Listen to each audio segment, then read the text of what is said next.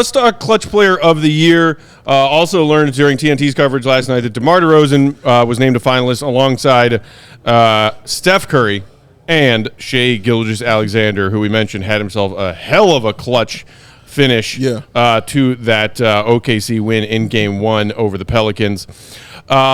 Comparing their clutch stats, I looked up their totals from this season. Okay. So stats that they compiled in the final 5 minutes of games where the margin was 5 points or fewer. Okay. DeMar and Steph actually both finished with 109 points. That's a typo there. It's not negative 109, positive 109. DeMar finished just shy of 50% shooting from the field on 77 attempts in his clutch minutes, 88% on 34 clutch time free throws, and finished as a plus 81 in 114 clutch minutes. And that's the hilarious part when you compare DeMar's clutch time stats to Steph's and Shai's and realize just how many clutch games the Bulls played this season. Yeah. Because seriously, DeMar played 114 clutch minutes. Steph played 79. Shai played 62. I think it's because maybe the Thunder had just a few more blowout wins than the Bulls did this season. A little bit. So solid body of work there from DeMar in the clutch. And we know how many wins the Bulls as a team got in those clutch game scenarios this season, kind of flipping the script again from last season when they lost a lot of clutch games this season. What was their final clutch record, Will? 27-17. Wow. Thank you, DeMar. Wow. Steph Curry, meanwhile, shot a blistering 54.3% from the field in his clutch minutes on 70 attempts. He shot, of course, a perfect 100% in his clutch free throws. That's nuts. But here's the weird thing. Plus minus for Steph in his clutch minutes? 0. Net? 0. Wow. I feel like that should maybe take a bit of a hit on his case for this award. Yeah. A little bit. And then Shai, meanwhile, in significantly fewer clutch minutes because the Thunder are good, finished with 57 points on 47.5% shooting from the field, 87.5% from the free throw line. I think this one is kind of more of a toss-up, whereas I'm pretty sure that Maxi's going to win Most Improved.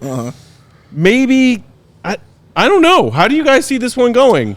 Ooh, well, also, like, it's a regular season award. What Steph did or what Shai did in their Game 1 playoff win does not count. It's just like another fresh reminder of how freaking clutch that guy is. Okay, this is kind of how I feel about it. I think DeMar should win, but I'm not being biased when I say that. I'm not. I think DeMar, the NBA can play this two ways. They could give DeMar this award for the award he should have won before they created the award. You remember the season when he first got here, how he just dominated all of that clutch stuff, and then they created the award the next year? I think they still owe him for that. They owe DeMar from the 21-22 season. It's like Al Pacino winning that Oscar over Denzel Washington from when he did Malcolm X. They would have named it the DeMar DeRozan Award if it existed in its inaugural year that season. Straight up, dog. It's like how they do that all the time in Hollywood when they give you honorary Oscars for something you shouldn't have won, like Martin Scorsese winning for The Departed. Not as Goodfellas is better. You know what I mean? He made way better films than The Departed, but it's like... Or like when Leo finally won. Yes. He's had better acting roles. Way better, but they're like, he beat up a bear. Yeah. You know what I mean? Like, give it to him there. So I think he might get it there. But I also think SGA has a real shot because he's not going to win MVP. So they might want to give him something for finishing first in the West and being just absolutely amazing all season long. So he might get second in MVP. You know, he might do those kind of things. But I think that he might get this so they let him walk away with something. Some hardware for what the league and its fans recognize as one of the prominent members of the next class of superstar NBA players. Correct. And again... Which, like, no offense, DeMar's is, it's old man DeMar. But again, because they don't need to appease him with a trophy. Yeah, and they're the first. They're number one. Yeah. You know what I mean? They were the best team in the toughest conference. And nobody expected it, for them to be there. So, and him being the leader of it, they might just say, you know what, let's show him some love, and get him this award for the young fella. I don't think Steph is in the running, honestly. I don't think he's in the running at all for the numbers and for the losing. DeMar can be in it for the numbers, you know what I mean? But I think SGA just might end up walking away with that one. I think it's going to be DeMar. I think, honestly, talk to me, Will. I'm not even sure it's that close. Like, so much of clutch play to me is like, how did you help your team win in late close games? And like, when you think about team success with this, the Bulls were second in the league in clutch net rating, plus 23.5. That is absurd. They won the most clutch games of any team in the league.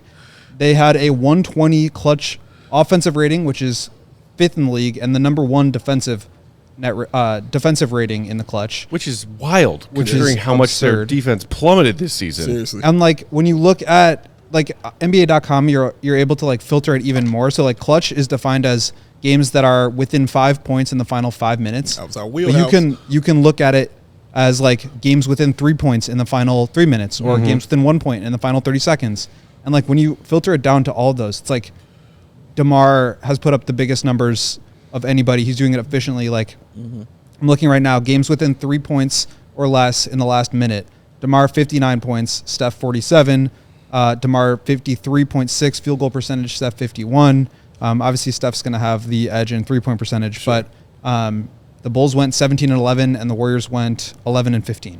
So not only is DeMar performing at an insane individual level, he's helping his team win, and he's helping the Bulls win.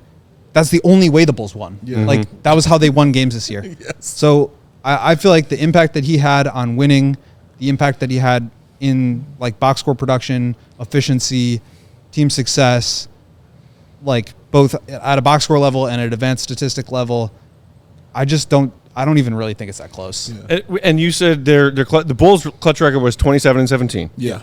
That means they had 27 wins that they got in clutch games and 12 that were not. I love when you're in my head. I was about to say the same thing. Shout out to you. Meanwhile, like the Warriors, when you see DeMar putting up numbers like that in clutch games and realizing that many of them were needed to be in their win total, right? Those numbers on that sample size is crazy, especially when you just think playing that many clutch games and the defense is toughening up in the final 5 minutes. Like, and he's still those shooting percentages, and they played 40 clutch games. It wasn't they played 40 clutch games. I mean, you're the option. Like, I can talk about other options on those other two teams. I can even say Klay Thompson can be another option for you. And SGA, they're full of other options. You know what I'm saying, on OKC.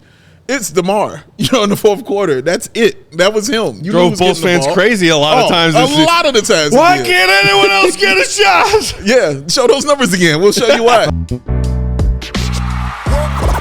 We all silly like the mayor.